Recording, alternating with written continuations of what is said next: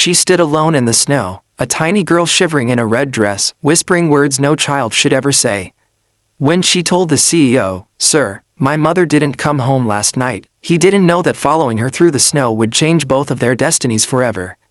Before the story begins, make sure to like, subscribe, and turn on the notification bell for more powerful emotional stories on Black Inside 2.0. The Girl in the Snow. It was one of those mornings where the world looked peaceful but felt painfully cold. Snow drifted down slowly, settling on the trees like soft blankets. The sun was trying to rise, painting the world in shades of gold and silver. Ethan Hale, a CEO known for being structured, calm, and imposingly disciplined, walked quickly toward his office building. He didn't usually stroll, he calculated every step of his day. Every minute mattered, every plan had purpose, but that morning, something interrupted his perfectly timed routine. A small figure stood alone at the iron gate near the sidewalk. A little girl, no older than 6, wearing a red winter dress, her boots dusted with snow. A tiny green backpack rested beside her. She wasn't crying, she wasn't yelling, she just stood, waiting. Quiet, still, eyes distant. Ethan slowed down, something he rarely did. Children always had an unpredictable magic to them, but this little girl carried a silence that didn't feel natural. It felt heavy, like she was holding the whole world inside her tiny chest. He approached gently. "Hey there," Ethan said softly, kneeling so he wouldn't tower over her. "Are you lost?" She shook her head. Her eyes were deep, and brave, and tired all at the same time. Then she whispered, "Sir, my mother didn't come home last night." Those words froze Ethan more than the winter wind ever could. He swallowed hard. "What do you mean?" She looked up at him, trust flickering in her eyes, trust she didn't give easily. "She always comes home, always, after work, after everything, but last night she didn't, and I waited. I waited until the sun came up.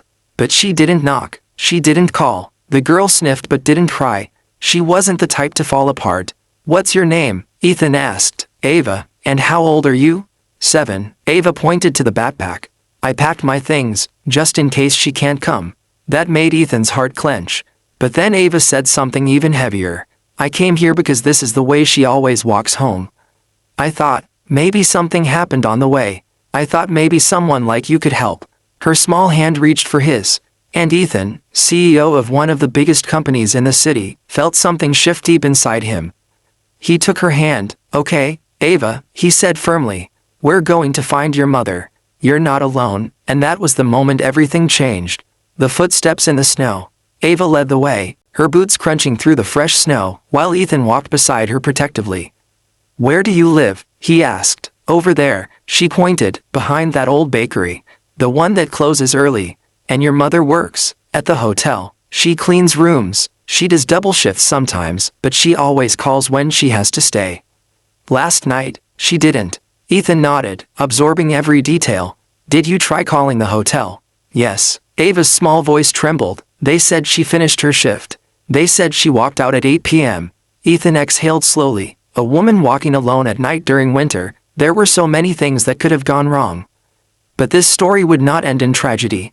Not today, not for this girl. They reached the bakery, its windows frosted. "This is where she always passes," Ava said. Ethan noticed it then, something faint in the snow. Beside the sidewalk, footprints, one deeper set, walking slowly. And another set beside it, dragging. Uneven, he crouched, studying them. Ava whispered, "Sir, is that my mother?" "I don't know yet," Ethan said gently. "But we'll follow them." The footprints continued for several yards and then disappeared near the street, where tire tracks covered the snow. Ethan stood, thinking. His mind wasn't just corporate, he was analytical. Problem-solving lived in his blood. He turned to Ava. "We're going to retrace every place your mother might have gone." Ava nodded bravely. She trusted him completely now. And Ethan didn't understand why, but he felt responsible for her in a way he'd never felt for anyone. The search begins. Their first stop was Ava's apartment. The building was old, with chipped brick and a narrow staircase leading to the second floor. Ava unlocked the door. The small home was tidy and warm, decorated with little touches of love, colored drawings, a blanket draped neatly, a few candles on the shelf. "Your mother keeps everything nice," Ethan said. "She likes when our home feels safe," Ava replied softly. Ethan walked through gently, not touching anything, but noticing details. A jacket missing from the hook. Her work shoes gone. but her handbag, sitting on the table. Ethan paused. Ava, does your mom usually take her handbag when she leaves? Yes, always, but she didn't last night. That meant something unexpected happened. Ava sat on the couch, hugging her backpack. Do you think she left without meaning to? Ethan sat beside her. I think something interrupted her routine. But it doesn't mean she's hurt. It just means we need to keep looking. Ava nodded, wiping her nose. He could tell she wasn't used to being comforted. She was used to being strong. Too strong, and that made him even more determined. The hotel. Ethan took Ava to her mother's workplace. The hotel lobby was warm, lit with gold hues. The manager looked startled when he recognized Ethan. Everyone in the city knew the young CEO who managed a vast business chain. But Ethan wasn't here for business. Her mother, Maria Thompson, Ethan said, we need information about her shift. The manager checked records. She completed her work and clocked out at 8 p.m. Nothing unusual was recorded. Did anyone see her leave? Yes, the manager said. One of the bellboys walked out around the same time. Let me call him. A tall young man approached nervously. You saw Maria last night? Ethan asked. Yes, sir. She walked out carrying, a small container of leftover food from the kitchen. Ava smiled slightly. Mama always brings dinner home for me. Ethan put a hand on her shoulder encouragingly. Did she speak to anyone? He asked the bellboy. He scratched his head. I think she spoke with someone outside. A man near the bus stop.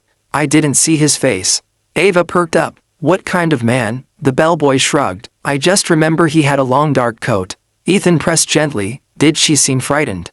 Upset? No. She seemed surprised to see him. Surprised, not scared. That was important. Thank you, Ethan said.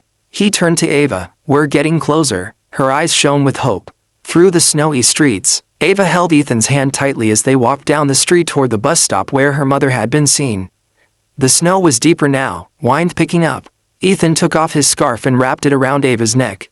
You need to stay warm. She stared up at him. Why are you helping me? He paused, because in his entire life, filled with success, wealth, polished meetings and cold boardrooms, he had never once been needed like this. Because everyone deserves someone to show up for them, Ethan replied. Especially when they're scared. Ava held his arm with more trust than before. They reached the bus stop. Ethan scanned the area, eyes focused. A camera, mounted on the lamppost. Come on, he said. This might help us. The footage, at the nearby security office. Ethan requested access to last night's camera recordings. His status made the process fast. The guard rewound the footage. Ava leaned forward, gripping Ethan's sleeve. There she was, her mother, Maria Thompson, walking with her work bag, smiling faintly, tired but still warm. A man approached from the side. Long dark coat, tall, he waved politely. Maria stopped, her eyes widened, not in fear, but recognition. She seemed to know him. They spoke for nearly a minute. Then, Maria nodded and followed him. Not forced, not frightened, she chose to follow. Who was he? Ethan murmured. Ava whispered, I don't know. But something about the man's posture, the way he held himself, it was familiar. Then the guard paused the video. Zoomed in. Ava gasped. Sir, I know him. Ethan turned. Who was he? Ava swallowed hard. That's my uncle, Mama's brother. But he lives far away. He never comes. Ethan's eyebrows raised. This changed everything. The brother's story. Ethan called the number Ava remembered. After several rings, a tired male voice answered. Hello, this is Ethan Hale. I'm with your niece, Ava. We saw footage of you meeting Maria last night. She didn't return home. Can you tell us what happened? The man sighed deeply. Yes, I was afraid this would happen. What do you mean? I took Maria to my place. She fainted on the sidewalk near the bus stop. She hadn't eaten properly and was exhausted. She insisted she was fine, but I didn't want her walking home alone. I live close by, so I took her in. Ava's eyes widened. Is she okay? Yes, sweetheart, he said quickly.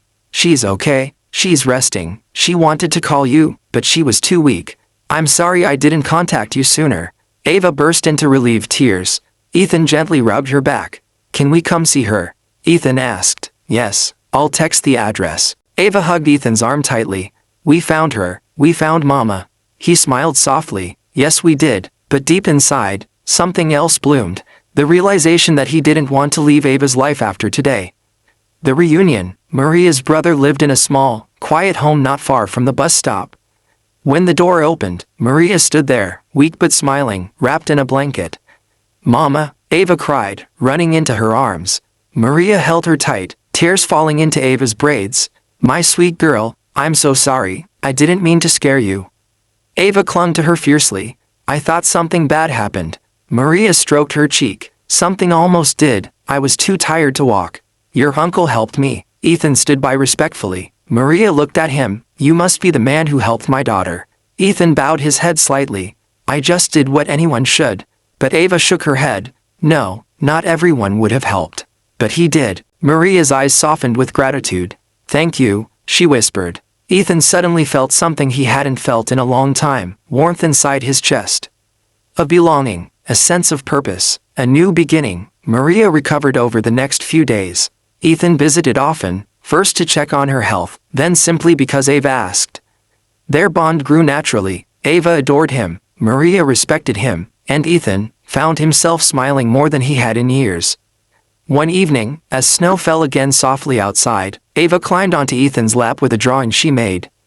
It was of him, holding her hand, walking through snow. The title, "The Day My Hero Came."